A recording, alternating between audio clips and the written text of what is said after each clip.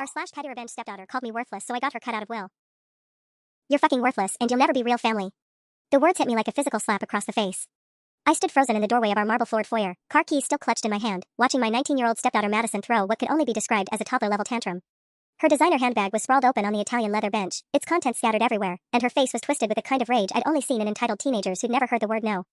Madison, I simply asked you to let me know when you're bringing friends over, I said, keeping my voice level despite the way my heart was hammering. It's basic courtesy. Courtesy? She let out a harsh laugh that made my skin crawl. You want to talk about courtesy? How about the courtesy of not trying to parent someone who isn't your fucking kid? 3 years. 3 years I'd been trying to build a relationship with this girl. 3 years of walking on eggshells, of biting my tongue when she left messes for the housekeeper, of pretending not to notice when money went missing from my purse. 3 years of genuinely trying to be the stable female presence her father thought she needed after her mother ran off to Costa Rica with her yoga instructor. I'm not trying to parent you, I said carefully. I'm asking for basic respect in the home your father and I share. Share? Madison's eyes lit up with malicious glee. Oh, that's rich. You really think this is permanent, don't you? Something cold settled in my stomach, but I kept my expression neutral. What do you mean? I mean, I'm just waiting for Dad to come to his senses and dump your gold-digging ass. She took a step closer, and I could smell the expensive perfume Richard bought her last month, the same perfume that cost more than most people make in a week. Did you really think marrying him would make you one of us? You're a placeholder, Sarah. A midlife crisis with legs. The casual cruelty in her voice was breathtaking. This from the girl I'd driven to doctor's appointments when she was too anxious to go alone. The girl I'd stayed up until 2 a.m. helping with college applications. The girl I'd defended to Richard when he was frustrated with her spending. Madison. No, let me finish. Her smile was sharp enough to cut glass. Because here's what's going to happen. You're going to get older, and Dad's going to get bored, and when he finally kicks you to the curb, I'll be here to inherit what's rightfully mine. All of it.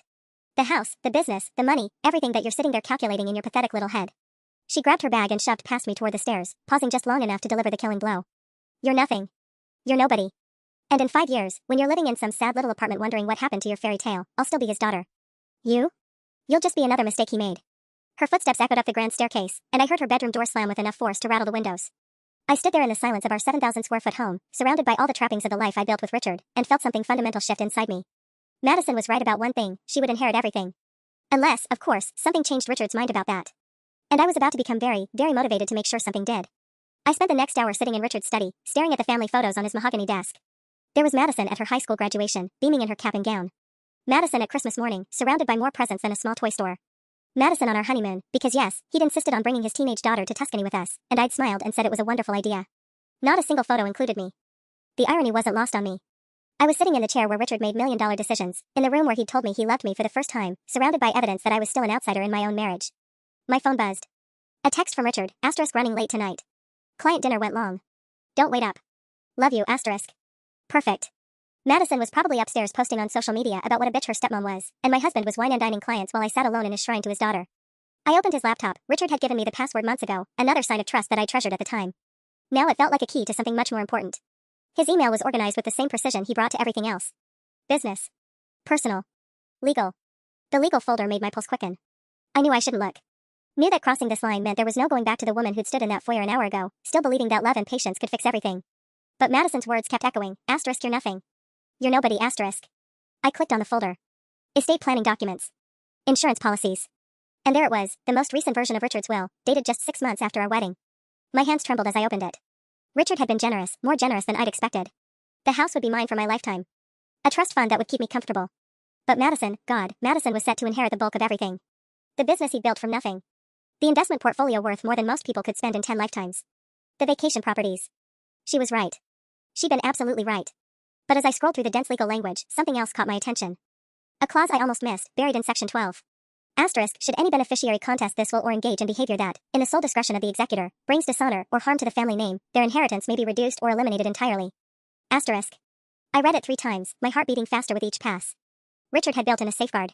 A way out for beneficiaries who didn't deserve what he was leaving them. My phone buzzed again. This time it wasn't Richard. It was my credit card company, alerting me to a large purchase. I pulled up the details and felt my blood pressure spike.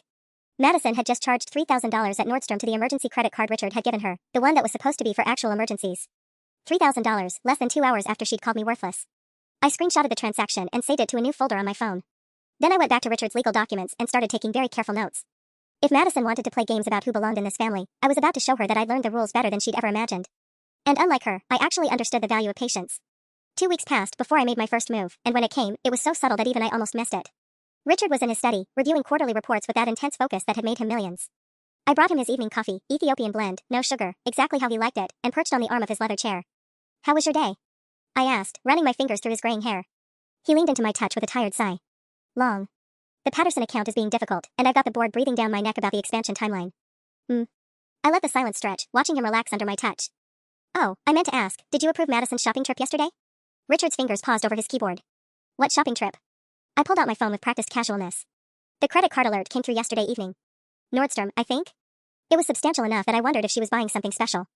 His expression shifted as he looked at the screenshot. $3,000 might be pocket change to Richard, but I knew him well enough to recognize the tightness around his eyes when Madison's spending became excessive. I didn't approve anything, he said quietly. That card is for emergencies. Oh. I kept my voice light, concerned rather than accusatory. I'm sure it's just a misunderstanding. Maybe she needed interview clothes for that internship she mentioned?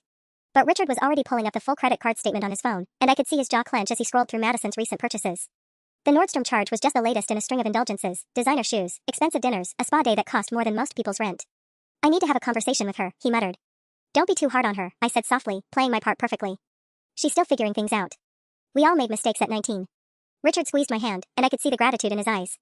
Even when his daughter was bleeding him dry, I was being understanding, supportive. The contrast wasn't lost on him. That night, I heard them arguing downstairs. Madison's voice carried through the walls of our house like a siren, high-pitched, indignant, completely lacking in remorse. It's not like you can't afford it, she was saying. God, Dad, you act like I'm bankrupting you. You spend more on that woman's jewelry than I spend in 3 months. That woman. Not Sarah. Not even my stepmom. Just that woman. The amount isn't the point, Madison. Richard's voice was controlled, but I could hear the strain underneath. The point is responsibility. That card is for emergencies, and we discussed this. Maybe I should just move in with Mom in Costa Rica, Madison shot back. At least she doesn't interrogate me every time I buy something. Your mother abandoned you, Richard said sharply, and I winced at the pain in his voice. I've given you everything, and this is how you show your appreciation? I never asked you to marry her. Madison's voice cracked with emotion. I never asked for any of this. You want to talk about appreciation? Try appreciating that I'm still here dealing with your midlife crisis instead of getting as far away as possible. The front door slammed 15 minutes later, followed by the roar of Madison's BMW, another gift from her devoted father, peeling out of our circular driveway. Richard appeared in our bedroom doorway looking every one of his 52 years. Rough night? I asked gently, pulling back the covers in invitation. He collapsed beside me with a heavy sigh. Sometimes I wonder where I went wrong with her. I curled against his side, letting him talk, letting him process his disappointment and frustration. I made all the right supportive noises, offered all the right reassurances. But inside, I was cataloging every word, every crack in his faith in his precious daughter. Madison had no idea she was building my case for me. The opportunity I'd been waiting for came 3 weeks later, wrapped in designer clothing and reeking of expensive vodka. I was in the kitchen at midnight, unable to sleep after another tense family dinner, when I heard the front door bang open. Madison's laughter echoed through the house, high, reckless, and definitely not sober. Male voices followed, at least 2 of them, maybe 3. Shoo. Madison giggled. My dad's asleep. He's like, super uptight about noise. This place is fucking insane, one of the guys said, his voice carrying that particular brand of arrogance that came with trust funds and zero consequences. Your old man really owns all this? Obviously. Wait until you see the wine cellar. He's got bottles worth more than your car. My blood ran cold. Richard's wine collection was his pride and joy. Some of those bottles were vintage pieces he'd been saving for special occasions. A 1982 Bordeaux he bought to open on our 5th anniversary. A champagne from 1975 that had been his father's. I crept to the kitchen doorway and peered into the foyer. Madison was draped over some college-aged guy with perfectly messy hair and dead eyes. 2 other boys flanked them, all of them swaying slightly. One was already eyeing the artwork on our walls with the calculating gaze of someone mentally pricing everything he saw. Madison, I called softly, stepping into view. It's pretty late. Her head snapped toward me, and the look she gave me could have stripped paint. Well. The house monitor is awake. I was just getting some water. Your father has an early morning tomorrow, so maybe you should mind your own fucking business, Madison slurred, her grip tightening on her companion's arm. These are my friends. This is my house. You're just living in it. The guys shifted uncomfortably. Even drunk, they could sense the hostility crackling between us. Smart boys would have made their excuses and left. These boys, apparently, weren't that smart. Babe, maybe we should just go back to Jake's place, one of them suggested. No way, Madison said firmly. I want to show you the wine cellar. Dad's got this whole collection down there. He'll never notice if a few bottles go missing. My heart started pounding. Richard would absolutely notice. He cataloged every bottle, knew exactly what he had and where it came from. Madison, please. Those bottles are really important to your father. Some of them have sentimental value. Everything in this house has sentimental value according to you, she snapped. God, you're pathetic. Trying to protect Daddy's precious things like you actually matter here. She started toward the stairs that led to the basement, her little entourage following. I had a split second to make a choice, try to physically stop them and risk an even bigger scene, or let this play out and deal with the consequences. I chose option 3. I went upstairs to Richard's study and activated the security system's recording function for the basement cameras. If Madison was going to destroy her relationship with her father, I was going to make sure we had evidence. Then I went to our bedroom and gently shook Richard awake. Honey, I whispered. I'm sorry to wake you, but Madison's home with some friends, and they're pretty drunk. They're talking about going down to the wine cellar. Richard's eyes snapped open immediately. He might be patient with his daughter's spending and attitude, but his wine collection was sacred ground. How many friends, he asked, already reaching for his robe. 3 boys. College-aged. And Richard, they've been talking about the value of things in the house. I don't want to assume the worst, but... He was already on his feet, his expression shifting into something I'd rarely seen, cold, protective anger. As we headed downstairs, I heard the distinct sound of glass breaking from the basement, followed by Madison's drunken laughter. Richard's face went absolutely white. This was going to be even better than I'd hoped. The basement door was open when we reached it, and the sound of Madison's laughter drifted up from below like nails on a chalkboard. Richard's jaw was so tight I thought it might crack as we descended the stairs, but nothing could have prepared either of us for what we found. One of the boys was holding up a bottle of the 1982 Bordeaux, our anniversary bottle, examining it like it was a curiosity from a museum. Another had opened what looked like a $400 Burgundy and was drinking it straight from the bottle like it was beer. Madison was posing for selfies against Richard's temperature-controlled wine wall while the third boy recorded her on his phone. And there, glittering on the concrete floor like accusatory diamonds, were the remains of at least 3 bottles that hadn't survived their drunken exploration. What the hell is going on here? Richard's voice cut through their laughter like a blade. The boys froze. The one with my anniversary bottle nearly dropped it, which would have been the final insult. Madison, however, barely seemed fazed. Oh, hi Daddy, she slurred, giving him a little wave. I was just showing my friends your collection. They're really impressed. You're destroying it, Richard said quietly, and that quiet tone was more terrifying than if he'd been shouting. Do you have any idea what you've broken? I watched one of the boys, the smart one, slowly put down the bottle he'd been examining and edge toward the stairs. His friends, unfortunately, were either too drunk or too stupid to read the room. Relax, Mr. M, the one with the burgundy said with a cocky grin. We're just having a little fun. Madison said you wouldn't mind. I said you wouldn't notice, Madison corrected with a giggle. There's like a million bottles down here. What's a few? Richard's face went through several color changes. I'd seen him angry before, but never like this. Never where his disappointment was so profound it seemed to age him in real time. Everyone out, he said, his voice deadly calm. Now. Dad, you're being dramatic, Madison started. Now. The boys scrambled for the stairs like their pants were on fire. The smart one dropped his phone in his haste to escape, and I made a mental note to check if it had recorded anything useful before Richard returned it. Madison, however, planted her feet and crossed her arms. You can't just kick my friends out. This is my house too. Is it? Richard asked, crouching down to examine the broken glass. Because people who live in a house generally don't destroy it. I stayed silent, watching from the stairs as the drama unfolded. This was Madison's show, and she was performing beautifully. God, you're so melodramatic, she said, rolling her eyes. They're just bottles. You can buy more. Richard stood slowly, holding the remains of what I recognized as a 1995 vintage he'd been saving for Madison's college graduation. The bottle his own father had bought and left to him. Get out of my sight, he said softly. What? Go to your room. Sleep it off. And tomorrow, we're going to have a very serious conversation about your future living arrangements.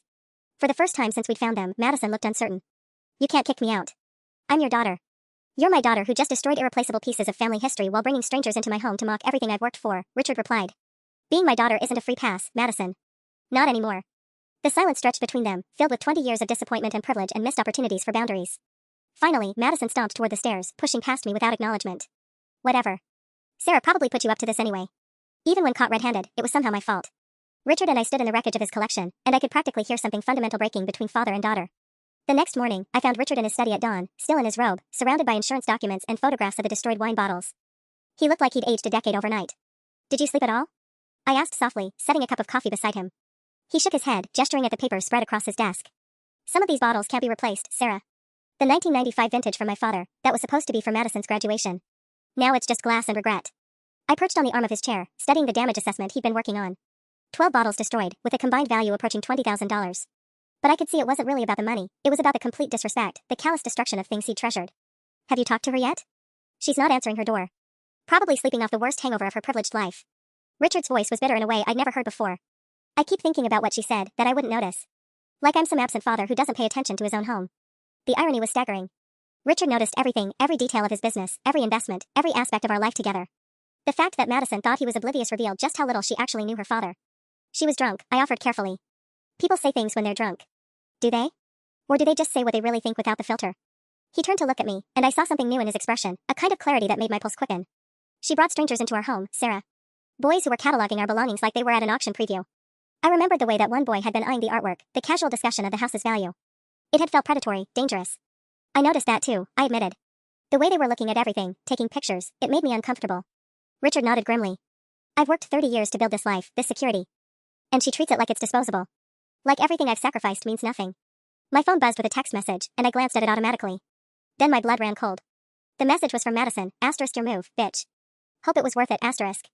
Attached was a photo, Richard and me in his study last night, taken from the doorway. The timestamp showed it was captured while we were downstairs dealing with a wine cellar disaster. She'd been watching us, documenting our reaction. I showed Richard the message, watching his face cycle through confusion, anger, and something that might have been heartbreak. She thinks you orchestrated this, he said quietly. She thinks you somehow made her destroy my collection just to make her look bad. The accusation was so absurd it would have been funny if it wasn't so revealing. Madison literally couldn't accept responsibility for her own actions. There had to be a conspiracy, a plot, someone else to blame. Richard, you were there. You saw what happened. I know. He took the phone from my hands, staring at the message. But this level of paranoia, of blame shifting, when did she become this person? I wanted to say she'd always been this person, that he was just finally seeing it clearly. But that wasn't what a supportive wife would do. Instead, I wrapped my arms around him and let him process this new reality, that his daughter viewed our marriage as a war she intended to win. Maybe it's time to consider some boundaries, I suggested gently. Real consequences. She's 19, Richard. She's not a child anymore. He nodded slowly, and I could practically see the wheels turning in his mind. Madison had just declared war. She had no idea she'd already lost. The consequences came swifter than even I had anticipated. Richard spent the next 3 days in what I can only describe as strategic mode, the same focused intensity he brought to hostile takeovers, but now directed at his own daughter. He canceled her credit cards. He had the locks changed on the wine cellar. Most significantly, he scheduled a meeting with his estate attorney for the following week. Madison's response was predictably nuclear. She started small, passive-aggressive comments during the tense family dinners Richard insisted we still maintain. Pointed remarks about how some people seem to have unusual influence over family decisions. But when Richard remained unmoved by her subtle manipulations, she escalated. The first sign of her new strategy came when Richard's business partner, James, called the house on Thursday evening. I answered, expecting it to be about work, but James's voice was tight with concern. Sarah, I need to speak with Richard. There's been a situation. Richard took the phone, and I watched his expression darken as he listened. When he finally hung up, he looked like he'd been punched. What happened? I asked, though something cold in my stomach already knew this would trace back to Madison. Madison called James's office this afternoon. Told his secretary that I'd been acting erratically since remarrying. That I'd been making impulsive financial decisions, and she's concerned about my mental state. The audacity took my breath away. She called your business partner to question your competency? It gets worse. Richard sat heavily in his desk chair, suddenly looking every one of his 52 years. She's apparently been making similar calls to other people. My accountant. The family lawyer. Even my doctor, asking if there are signs of early onset dementia she should be watching for. I felt the blood drain from my face. This wasn't just rebellion, this was strategic character assassination. Madison was trying to build a case that Richard was mentally unfit, probably laying groundwork to challenge any changes he might make to his will. Richard, that's calculated, he finished grimly. This isn't some emotional outburst. She's been planning this. The phone rang again, and we both stared at it like it might explode. Richard's expression hardened as he saw the caller ID. What now, Madison? I couldn't hear her side of the conversation, but Richard's responses painted a clear picture. No, I will not reconsider the credit cards. Because you've proven you can't be trusted with them. Your living situation is dependent on your behavior, which has been unacceptable. His voice rose slightly. Are you threatening me? A pause. Then Richard's face went absolutely white. Say that again. Another pause, longer this time. When Richard spoke again, his voice was deadly quiet. If you ever, and I mean ever, suggest again that my wife is manipulating me or that I'm mentally incompetent, you will discover exactly how quickly you can go from princess to pauper. Do I make myself clear? He hung up without waiting for her response. What did she say? I asked, though I wasn't sure I wanted to know. Richard was quiet for a long moment, staring at his hands. When he finally looked up, there was something in his eyes I'd never seen before, a cold resolution that made me think of boardroom battles and hostile takeovers. She said she's talked to a lawyer. About having me declared mentally incompetent due to undue influence from my manipulative wife. He met my gaze. She's trying to have you removed from my life and me declared unfit to make my own decisions. The room felt like it was spinning. Madison wasn't just trying to protect her inheritance, she was trying to destroy our marriage and her father's autonomy in one calculated move. Can she do that? Richard's smile was sharp enough to cut glass. She can try. But she just made the biggest mistake of her life. He reached for his phone. I'm moving up that appointment with the estate attorney. Some things can't wait until next week. The estate attorney's office felt like a mausoleum, all dark wood paneling and leather-bound legal tomes that probably cost more than most people's cars. Richard sat across from Harold Pemberton III, a man who'd been handling wealthy families' dirty laundry since before I was born, while I perched in the corner chair trying to look supportive rather than calculating. Richard, I have to say, this is highly irregular, Harold was saying, his thick fingers drumming against the mahogany desk. Completely disinheriting Madison based on recent events, it's the kind of decision that invites legal challenges. Let her challenge it, Richard replied coldly.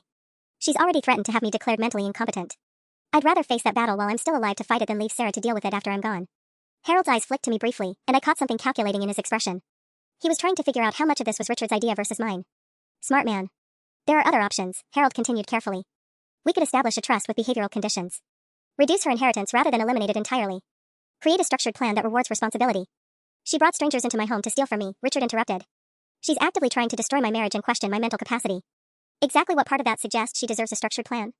I stayed silent, letting Richard's anger do the work for me. This had to be his decision, his words, his justification. The moment Harold thought I was pulling the strings, everything would fall apart. My phone buzzed with a text message. Then another. And another. Richard noticed my distraction. What is it? I glanced at the screen and felt my stomach drop. It's Madison. She's sending me screenshots. Screenshots of what? With trembling fingers, I opened the messages. The first was a photo of Richard and me entering Harold's building an hour ago. The timestamp was fresh, she'd been following us. The second was a screenshot of a Google search, how to prove undue influence in inheritance cases. The third made my blood run cold, elder abuse hotlines near me. She's been following us, I whispered, showing Richard the phone. She knows we're here. Harold leaned forward, his professional composure finally cracking. Richard, if she's documenting your meetings with counsel and building a case for elder abuse, this could get very complicated very quickly. I'm 52, not 92, Richard snapped. And my wife is 38, not some 20-year-old gold digger. What exactly is she going to claim? That Sarah isolated you from your daughter through psychological manipulation, Harold replied grimly. That she's influenced you to make drastic changes to your estate planning while you're emotionally vulnerable. Age doesn't matter if she can prove coercion. My phone buzzed again. This time it was a call from an unknown number. Answer it, Richard said quietly. Put it on speaker. I accepted the call, my hand shaking slightly. Hello? Mrs. Whitmore? This is Detective Rivera with the County Sheriff's Office. We've received a report of potential elder abuse and would like to schedule a time to speak with you and your husband. The silence in Harold's office was deafening. Richard's face had gone completely white, while Harold was frantically scribbling notes. I'm sorry, I managed. Elder abuse? We received a call from a concerned family member reporting that an elderly individual may be under the undue influence of a caregiver or spouse. Standard protocol requires us to investigate these claims. My husband isn't elderly, I said, finding my voice. He's 52 years old and perfectly capable. Ma'am, we still need to follow up on the report. Would tomorrow afternoon work for both of you? Richard took the phone from my hands. Detective Rivera, this is Richard Whitmore. I'd like to know exactly what allegations my daughter has made. I can't discuss specific details over the phone, sir. But I can tell you that we take these reports seriously, especially when they involve significant financial decisions or changes to estate planning. After we scheduled the interview for the next day, Richard hung up and turned to Harold with an expression I'd never seen before, pure, calculating fury. She wants to play hardball, he said quietly. Fine. Harold, I want you to draft 2 documents. First, the will revision completely removing Madison as a beneficiary. Second, a restraining order against my daughter for harassment. Richard, Harold said carefully, that might look retaliatory. She just sicked the police on my wife for the crime of marrying me. Retaliatory is exactly what this is. I sat frozen in my chair, watching my stepdaughter's nuclear option detonate around us. Madison had just crossed a line that couldn't be uncrossed. But as I looked at Richard's face, the cold determination, the protective anger, I realized she might have just handed me the final victory. The police interview was scheduled for 2 p.m., but Madison struck again at dawn. I woke to Richard shaking me gently, his face grim in the early morning light. Sarah, we have a problem. Still foggy with sleep, I followed him downstairs to find our front door standing wide open. The security system was beeping its low battery warning, something that should have been impossible since we'd just had it serviced. The alarm was disabled from the inside, Richard said, showing me his phone where the security app displayed a timeline of events. Someone used Madison's code at 3 a.m., turned off all the cameras, then left the door open. My blood ran cold as the implications hit me. She was here? In the house while we were sleeping? Either her or someone she gave the code to. Richard's jaw was tight with controlled anger. I've already called the security company to change everything, but Sarah, what if this wasn't just about getting into the house? He was right to be worried. I grabbed my purse from the kitchen counter, checking its contents with growing dread. My wallet was there, credit cards intact, but something felt wrong. The photographs in my wallet, candid shots of Richard and me, a few family pictures from my side, had been rearranged. Someone had been through my personal things. Richard, check your study. We raced upstairs to find his office in subtle disarray. Nothing obviously missing, but papers shifted, desk drawers not quite closed properly.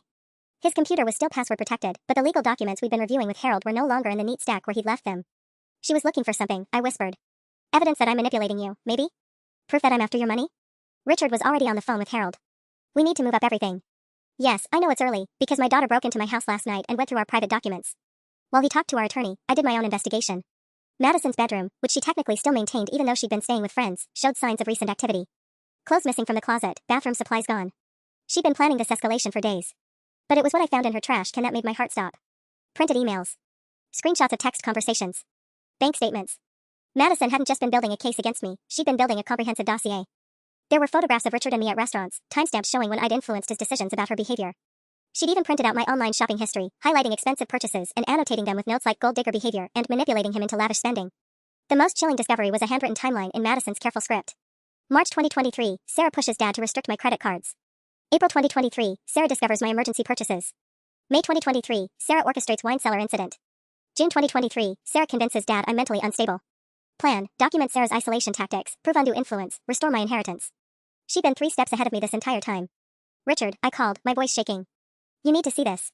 He appeared in the doorway, phone still pressed to his ear, and I watched his face change as he read Madison's timeline. When he hung up with Harold, his expression was darker than I'd ever seen it. She thinks you orchestrated everything, he said quietly. The spending issues, the wine cellar, even her own bad behavior. In her mind, you're some criminal mastermind who's been manipulating events for months. I sank onto Madison's bed, surrounded by evidence of her paranoid delusions. Richard, what if the police believe her? What if this timeline makes it look like I really have been? Then we show them who Madison really is, Richard interrupted, his voice steel. Harold's bringing a private investigator to the police interview.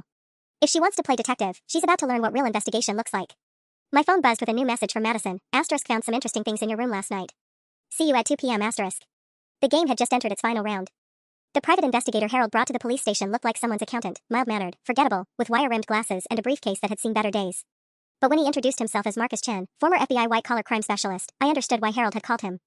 Detective Rivera turned out to be a sharp-eyed woman in her 40s who clearly dealt with wealthy family drama on a regular basis.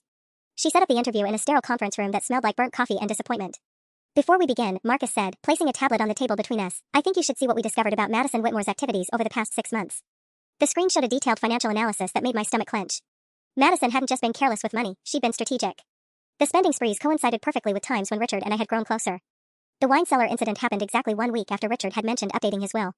Even her choice of friends had been calculated. Those boys weren't random college kids. They were connected to a private investigation firm that specialized in asset recovery for divorce cases. Your daughter hired investigators to surveil your marriage, Detective Rivera said to Richard, her eyebrows raised. That's unusual for a 19-year-old. It gets worse, Marcus continued, swiping to the next screen. The emergency credit card charges? Deliberately timed to create maximum conflict. She was buying expensive items and returning them within hours, keeping the receipts to make it look like excessive spending when really she was just creating paper trails. I stared at the evidence, feeling like I was seeing Madison clearly for the first time. Every fight, every moment of tension, every spontaneous act of rebellion, it had all been choreographed. The break-in last night was the final piece, Richard said quietly. She wasn't looking for evidence that Sarah was manipulating me. She was planting it. Marcus nodded grimly. We found listening devices in your bedroom and study, Mr. Whitmore. Professional grade, the kind that require significant technical knowledge to install. Your daughter has been recording your private conversations for months. Detective Rivera's expression shifted from skeptical to concerned. Mr. Whitmore, are you saying you want to press charges against your daughter? Before Richard could answer, the conference room door burst open. Madison stood there in designer clothes that probably cost more than Detective Rivera's monthly salary, flanked by 2 lawyers who looked like they'd stepped out of a corporate boardroom. Daddy, Madison said, and her voice cracked with perfectly practiced emotion. Please don't let her destroy our family. The lead attorney, a silver-haired man whose suit probably cost more than my car, stepped forward with predatory confidence. Detective Rivera, I'm James Morrison, representing Miss Madison Whitmore. My client is here voluntarily to provide testimony about the systematic abuse and manipulation she's witnessed in her family home. Madison's eyes were red-rimmed, whether from crying or lack of sleep I couldn't tell, but her performance was Oscar-worthy. Sarah's been isolating my father from me for months. She monitors his phone calls, controls his schedule, and she's convinced him I'm some kind of threat. I'm terrified of what she might do next. I felt the room's energy shift as Madison's lawyers took control of the narrative. They had documents, recordings, even medical reports suggesting Richard showed signs of depression and anxiety that began shortly after our marriage. The wine cellar incident, Morrison continued smoothly, was a setup. Miss Whitmore's friends have signed affidavits stating that Sarah Whitmore specifically invited them over when her husband would be home, then disappeared just before he found them. It was orchestrated to make Madison look irresponsible. My hands went cold. They were rewriting history in real time, turning my genuine concerns into evidence of manipulation. But then Marcus smiled, and I realized we'd been waiting for exactly this moment.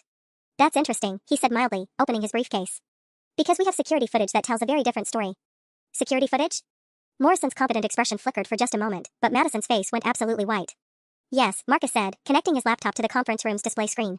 You see, Mr. Whitmore's security system has a backup server that even family members can't access.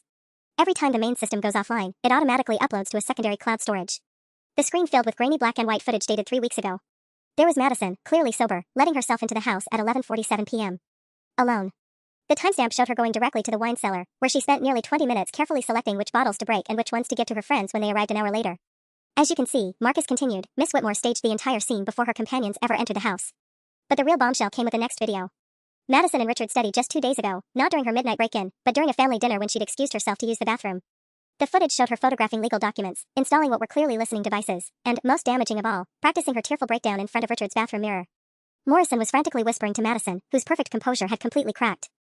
That footage was illegally obtained, he said loudly. My client had reasonable expectation of privacy. In her father's private study while installing surveillance equipment? Detective Rivera's voice was dry. That's an interesting legal theory, counselor. Marcus wasn't finished. There's more. Miss Whitmore's financial records show payments to a company called Meridian Investigations. They specialize in manufacturing evidence for custody and inheritance disputes. The second lawyer, a sharp-faced woman who'd been silent until now, finally spoke up. Our client was protecting herself from a hostile environment. Even if her methods were questionable. Her methods included filing false police reports, breaking and entering, and attempting to defraud her father's estate planning attorney, Marcus interrupted. This isn't a family dispute anymore. It's criminal conspiracy. Madison's careful mask finally slipped completely. This is all bullshit, she screamed, her cultivated victim persona evaporating. That bitch has been planning this from day one. She married him for his money and now she's trying to steal everything that's rightfully mine. Morrison tried to stop her, but she was beyond controlling now. I've spent months documenting every manipulation, every lie, every time she poisoned him against me. Madison's voice rose to a shriek. She's a gold-digging whore who destroyed my family, and you're all too stupid to see it. The silence that followed was deafening. Detective Rivera looked like she'd rather be anywhere else, while Morrison's face had gone gray with professional horror. Richard spoke for the first time since Madison had entered the room, his voice quiet but carrying absolute authority. Detective Rivera, I'd like to file formal charges against my daughter for burglary, harassment, fraud, and filing a false police report. Daddy, no, Madison's voice cracked, all her practiced manipulation crumbling into genuine panic. You're not my daughter anymore, Richard said, not even looking at her. Daughters don't hire private investigators to destroy their fathers. Daughters don't plant listening devices in their family's home. And daughters certainly don't try to have their stepmother arrested for the crime of loving their father. Madison's lawyers were already packing their briefcases, clearly recognizing a lost cause when they saw one. But Madison herself seemed frozen, staring at Richard like she couldn't comprehend what had just happened. This isn't over, she whispered, but all the fight had gone out of her voice. Actually, I thought as I watched her world collapse around her, it was exactly over. She just didn't know it yet. The weeks following Madison's spectacular meltdown at the police station should have been peaceful. The restraining order was in place, the will had been updated, and she'd been formally charged with multiple crimes. Richard seemed lighter, more relaxed than I'd seen him in months. So naturally, that's when everything went sideways. The first sign of trouble came from an unexpected source, Richard's business. I was in the kitchen making breakfast when his phone rang at 6 a.m., never a good sign. I watched his face change as he listened, going from sleepy contentment to sharp alertness to something approaching panic. What do you mean the SEC is asking questions, he said, pacing to the window. About what transactions? My blood went cold. The Securities and Exchange Commission didn't make casual inquiries, especially not about Richard's meticulously managed investment firm. No, I need you to be specific, James. Which accounts? What time frame? Richard's voice was getting tighter with each question. Jesus Christ. When did this come in? He hung up and turned to me with an expression I'd never seen before, genuine fear. The SEC received an anonymous tip about insider trading, he said quietly. Someone claimed I'd been using privileged information from client meetings to make personal investments. That's ridiculous, I said immediately. Richard, you're the most ethical person I know. You've never even bent the rules, let alone. The tip included specific transaction dates and dollar amounts, he interrupted. Whoever filed this report has detailed knowledge of my personal investment portfolio. The implication hit me like a physical blow. Madison. She had access to my computer passwords, my phone, my study. Richard ran his hands through his hair. Sarah, if she's been documenting my investments and correlating them with client meetings, she could make it look like I've been trading on inside information even when I haven't. My phone buzzed with a text from an unknown number. Asterisk, enjoying your morning coffee? Things are about to get very interesting, asterisk. I showed Richard the message, and his face went gray. She's watching us, I whispered. Even with the restraining order, she's still watching. The full scope of Madison's revenge campaign became clear over the next 3 days. She hadn't just been collecting evidence of my supposed manipulation, she'd been systematically documenting everything that could be weaponized against Richard's business and reputation. The SEC investigation was just the beginning. Anonymous tips started flooding in to every regulatory body that oversaw Richard's various business interests. The IRS received detailed reports about suspicious charitable deductions. The state licensing board got complaints about his investment advisor credentials. Even the Better Business Bureau was suddenly investigating client complaints that read like they'd been written by the same person. She's trying to destroy everything, Richard said, staring at the growing pile of legal notices on his desk. The business, my reputation, our financial security, if I lose my licenses, we lose everything. But the cruelest twist came when Richard's longtime business partner James called an emergency meeting. The other partners are spooked, James explained, looking uncomfortable in his expensive suit. 3 regulatory investigations in 1 week? Richard, they're talking about forcing you out. Forcing me out of the company I built? Richard's voice was dangerously quiet. It's temporary, James said quickly. Just until these investigations resolve. But with everything going on, they feel like you're a liability. I watched my husband's world crumble in real time. 30 years of building his reputation, creating a business empire, establishing himself as one of the most respected financial advisors in the state, and Madison was tearing it all down with anonymous phone calls and carefully fabricated evidence. That night, as Richard sat in his study surrounded by lawyers' business cards and damage control strategies, I realized that simply cutting Madison out of the will wasn't enough. She declared total war on our life together. And I was about to show her what total war actually looked like. The breakthrough came from Marcus Chin 3 days later, delivered in a manila envelope that felt like it contained either salvation or damnation. Your stepdaughter made one critical error, Marcus said, spreading photographs across Richard's desk like he was dealing cards. She got greedy. The photos showed Madison meeting with a man I didn't recognize, middle-aged, expensive suit, the kind of predatory smile that screamed corporate lawyer. They were sitting in what looked like an upscale restaurant, documents spread between them on the white tablecloth. Who is he? Richard asked, though his voice suggested he already suspected the answer wouldn't be good. Thomas Brennan. He specializes in what he calls inheritance acceleration. Basically, he helps wealthy children destroy their parents' lives until they're forced to hand over early inheritances to make the problems go away. Marcus pointed to one particularly damning photo where money was clearly changing hands. Madison hired him 2 weeks before she filed the elder abuse report. I felt something cold settle in my stomach. So this was never about protecting her inheritance. It was about forcing Richard to give her money now. Exactly. Brennan's standard playbook involves regulatory complaints, reputation destruction, and legal harassment until the target is so financially and emotionally drained that paying off their kids seems like the easier option. Marcus flipped to another photo showing Madison laughing, looking nothing like the traumatized daughter she played at the police station. The problem is, they documented everything. Richard was studying the photographs with the same intensity he brought to investment analysis. What kind of documentation? Text messages about which regulatory bodies to target. Email chains discussing how to fabricate evidence of insider trading. Banking records showing Madison paid Brennan $50,000 up front, with another $100,000 promised when you caved to their demands.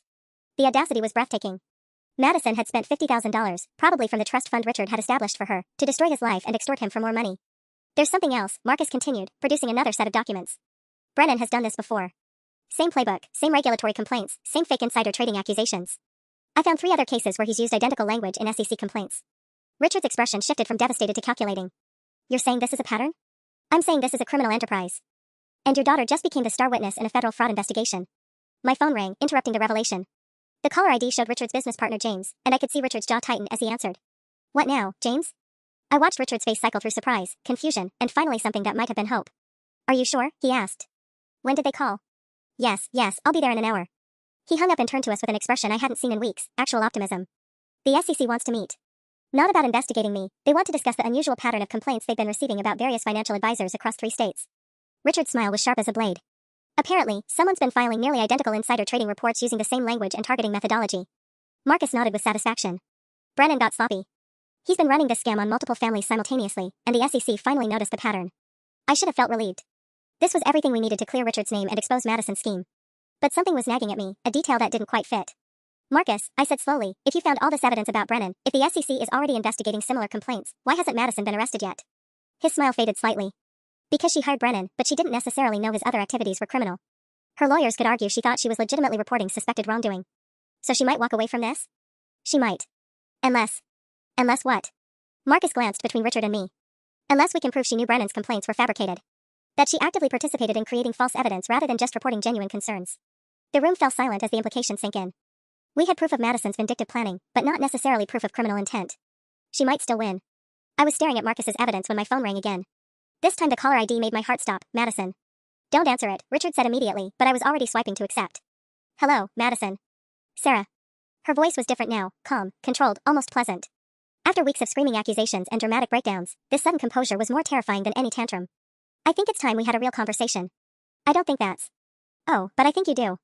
Especially since you're probably sitting there right now with some private investigator thinking you've won. She laughed, and the sound made my skin crawl. You have no idea what's coming. Marcus was already tracing the call on his tablet, but Madison wasn't finished. See, the thing about hiring professionals like Thomas Brennan is that they're very thorough. They don't just destroy the target, they eliminate anyone who might interfere with the process. Her voice dropped to a whisper. Tell me, Sarah, how much do you really know about your own past?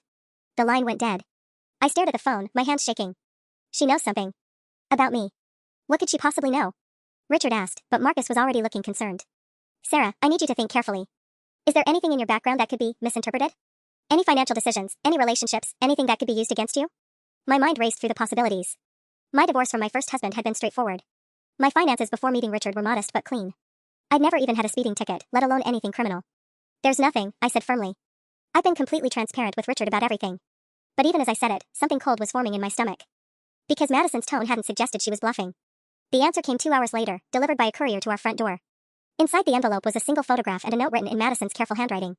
The photograph showed me having lunch with someone I barely remembered, David Chin, my financial advisor from 5 years ago. Before I met Richard, before my life changed completely. We were sitting across from each other at some forgettable restaurant, documents spread between us. The note was brief. Insider trading is such an interesting accusation, don't you think? Especially when it comes from someone who's been doing it longer than my father. Who is this? Richard asked, studying the photo. David Chin. He managed my small investment portfolio before we got married. I was trying to remember the context of that lunch, why we would have been meeting with paperwork. Richard, this was years ago. I barely had any money to invest back then. But Marcus was looking at the photograph with growing concern. Sarah, what company did you work for when this photo was taken? Morrison Electronics. I was in their marketing department. I paused, seeing something shift in Marcus's expression. Why? Morrison Electronics was acquired by Techstar Industries 18 months after you left. The acquisition was announced 6 months after this photo was taken. Marcus met my eyes. If you sold your Morrison stock during that 6-month window, the pieces fell into place like dominoes. David had recommended I sell my company stock options, a routine portfolio adjustment that I barely thought about at the time. But if Madison could prove that David had advanced knowledge of the acquisition, if she could suggest that I traded on inside information, she's going to accuse me of the same thing she accused Richard of, I whispered. It gets worse, Marcus said grimly. David Chen was arrested last month for running an insider trading ring. If Madison can place you at a meeting with him during the relevant time frame.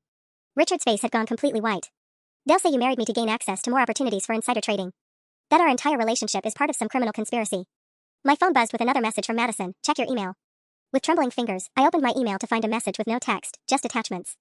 Bank records showing my stock sale. A copy of the acquisition announcement. A detailed timeline suggesting coordination between my sale and David's other illegal activities. And most damaging of all, a recorded phone conversation between David and someone whose voice I didn't recognize, discussing the marketing director who might be interested in our arrangement. They'd fabricated evidence that I was part of David's insider trading network. She's been planning this for months, I said, my voice barely above a whisper. While we were trying to protect Richard's reputation, she was building a case to destroy mine. Richard took my hand, but I could see the doubt creeping into his eyes. Not doubt about my innocence, but doubt about whether anyone else would believe it. Madison's final text arrived as I sat staring at the fabricated evidence. Enjoy explaining this to the FBI. I wonder what they'll think about your marriage to Dad once they see how much you love inside information. The war wasn't over. It was just beginning. The FBI interview was scheduled for Monday morning, but salvation came from an unexpected source on Sunday night. I was sitting in Richard's study, staring at the fabricated evidence Madison had assembled against me, when Marcus Chin burst through our front door without knocking. Turn on the news, he said breathlessly. Channel 7. Now. Richard grabbed the remote, and we watched in stunned silence as a breaking news report filled the screen. The headline read, Local attorney arrested in multi-state fraud scheme. There was Thomas Brennan in handcuffs, being led out of his office building by federal agents. The reporter's voice was crisp with barely contained excitement. Thomas Brennan, 54, was arrested this evening on charges of conspiracy, fraud, and extortion. The FBI alleges that Brennan operated a scheme targeting wealthy families, using fabricated evidence to extort money from parents by threatening their reputations and businesses. My heart was pounding as the report continued. According to court documents, Brennan worked with accomplices to create false regulatory complaints, manufacture evidence of financial crimes, and even fabricate recorded conversations using voice manipulation software. Voice manipulation software, Richard repeated slowly. Sarah, that recording of you supposedly discussing insider trading was completely fake, Marcus finished, his grin spreading across his face. The FBI's digital forensics team identified at least 30 fabricated recordings in Brennan's files, including yours. The reporter was still talking. The investigation began when the SEC noticed identical language in complaints filed across multiple states. Brennan's arrest was coordinated with seizure of his computer servers, which allegedly contained detailed records of the fraudulent scheme, including communications with clients who hired his services. My phone started ringing. The caller ID showed the FBI agent who was supposed to interview me tomorrow. Mrs. Whitmore? This is Agent Morrison. I'm calling to inform you that tomorrow's interview has been cancelled. We'll need you and your husband to come in as witnesses rather than subjects of investigation. When I hung up, Richard was staring at me with an expression of pure relief and something else, something that looked like awe. You knew, he said quietly. Somehow, you knew she would overplay her hand. But I was looking at Marcus, whose satisfied expression suggested there was more to this story. Marcus, the timing of Brennan's arrest, right before my FBI interview, that's not a coincidence, is it? His smile turned predatory. Let's just say that when I discovered Brennan's pattern of fraud, I may have expedited the information sharing process with federal authorities. And when I found evidence that Madison paid him using wire transfers that crossed state lines, well, conspiracy charges tend to move very quickly through the system. My phone buzzed with one final text from Madison, but this time it wasn't gloating or threatening. It was just 2 words, I'm sorry. Too little, too late.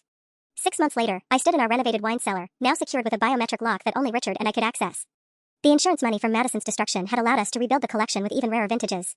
Madison had pleaded guilty to conspiracy charges and was serving 2 years in federal prison. Her inheritance, what would have been millions, was gone, used to pay restitution to Brennan's other victims and her own legal fees. Richard appeared in the doorway, holding 2 glasses and a bottle of 1995 vintage that had somehow survived Madison's rampage. For our anniversary, he said softly. Real family this time. I accepted the glass, thinking about Madison's words from so long ago, you're nothing. You're nobody, She was wrong. I was Richard's wife. I was family. And I had the will to prove it.